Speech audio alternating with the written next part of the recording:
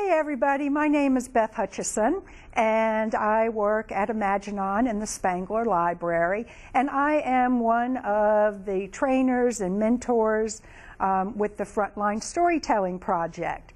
So as part of that, to get you all interested, I am going to share a story. And this story is an old Southern story.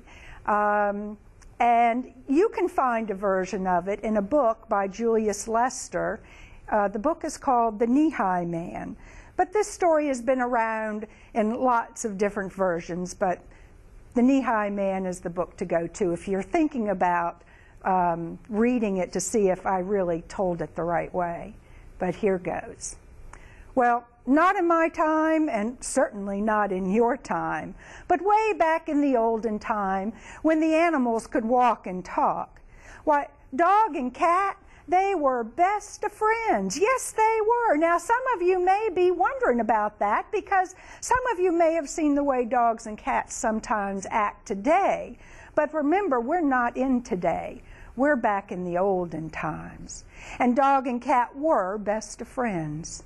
Why, one day you could look out your window and over there at Cat's house, you might see Dog out there raking and mowing the lawn. And then another day, if you were just to peek into Dog's window, why, you'd be surprised to see Dog and Cat there with the mops and the brooms and the feather dusters just cleaning Dog's house. Well, Dog and Cat, they like to do all kinds of things together, but one of their most favorite thing was to eat. And they liked to share their dinners. Well, it happened that one day, Dog and Cat, both at the same time, yet independently of one another, decided that they'd surprise the other with dinner. Now, what they really liked to eat? Now, you might think dog food. No. Cat food. No. Fish. No. Birds. No. It was ham. And I don't mean just any kind of ham. I mean that kind of ham that is pink in the inside, and it's wrapped around a bone, and in the bone is that white gushy stuff. And yet surrounding all of that is that ushy, gushy, greasy fat. That's the kind that Dog and Cat liked. And well, they were each in their own kitchens. And Dog was getting down the green beans and got out the yams and went to its meat locker to get out the ham, but no ham. So it went and got its piggy bank and cracked it open. Only pennies fell out.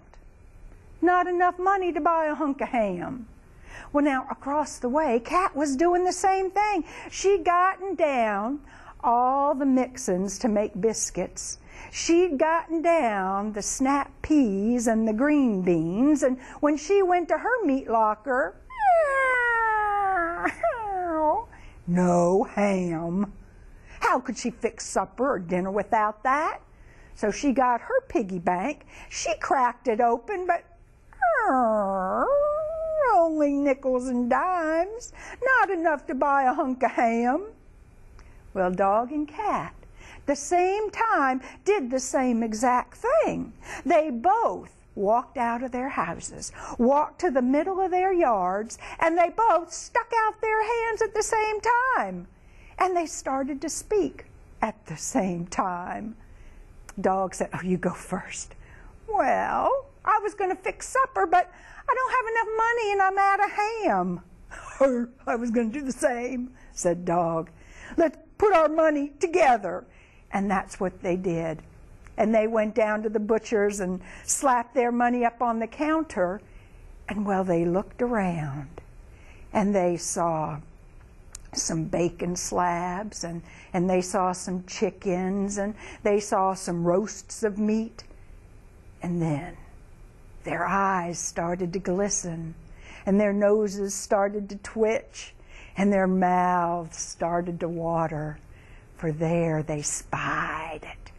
hanging from the rafters on a hook was a hunk of ham, just the kind they liked. Ooh, it was that good pink meat, surrounding that bone with the ushy-gushy stuff inside, all wrapped up and packaged in that oozy-goozy, ushy-gushy, greasy meat. And they both pointed at the same time, and the butcher man, he took his pole and he poked it and knocked it down, and dog and cat, they were happy. And they took that hunk of ham and started home. Now, they were sharing it, walking together, one carrying one end and the other end, but it got a little awkward, for you see, they weren't the same height. If you think about Dog, he stood and his head would reach maybe waist high. But Cat, when she stood, why, her head would only reach, maybe knee high. And so when they'd walk, it was awkward. So Dog said, rather than dropping the ham, let's take turn and turn about and carry it. And so they did. And Dog took it first. And he took the ham and he hiked it up on his shoulder. And he started walking. And as he walked, he started singing, our ham, our ham, our ham, our ham, our ham. Well, he got tired. He passed it over to Cat. And she tucked it up under her arm and she started walking and singing, my ham, my ham, my ham. And she passed it to Dog, and back and forth it went. Well, after a while, Dog stopped and said, now, Cat, I'm listening to your song, and in your song, you refer to it as my ham. Well, you know it belongs to both of us. Well, now, Cat had it, and she just looked at Dog and blinked those catty eyes, and on she walked, and she's singing, my ham, my ham, my ham. And then when it looked like she was going to pass it over to Dog, why, don't you know she didn't, but she ran up a tree. And there she sat. And Dog was at the bottom. And he started jumping and hitting against that tree and barking and saying, Cat, you better save some of that. It's mine too. But Cat, she'd already opened up her claws and she started in on that ham. Why, it didn't take her much time at all till she got through all that oozy-goozy, greasy meat. And she was down to that sweet, sweet pink meat. And then with that cat-scratch tongue, she went into that bone and started on that ushy-gushy middle. And well, she'd had her fill, and she, bloop, dropped the bone. Now, Dog, there wasn't much for him, and he was so mad he said, Cat, that's it. You've tried my patience. I'm going to get you and get you good when you come down here. And he sat down and he looked up the tree. Cat stayed up in the tree. Now, that sun had fallen and the moon rose. Now, if you know the nature of dogs and cats, you know kind of what happened next. Dog, he fell fast asleep. And Cat, real quiet, snuck down the back side of the tree. And she went on home. Well, now when the sun rose up, Dog woke up and he stretched and he looked up in the tree and Cat was gone. And he said, oh, I'm really going to get her now.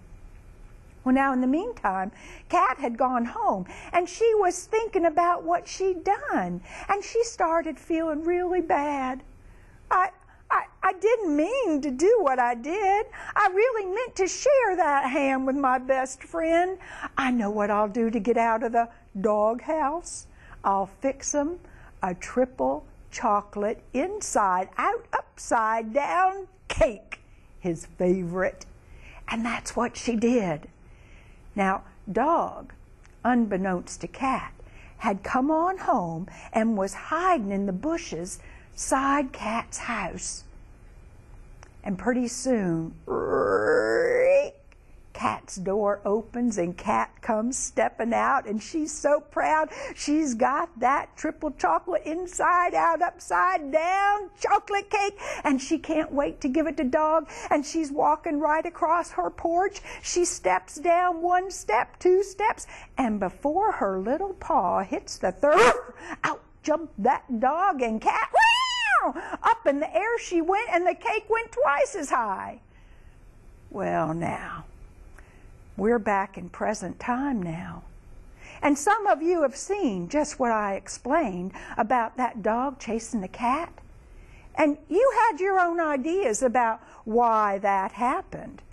But now that you heard the story, you know the real reason why dogs chase cats. And that is that.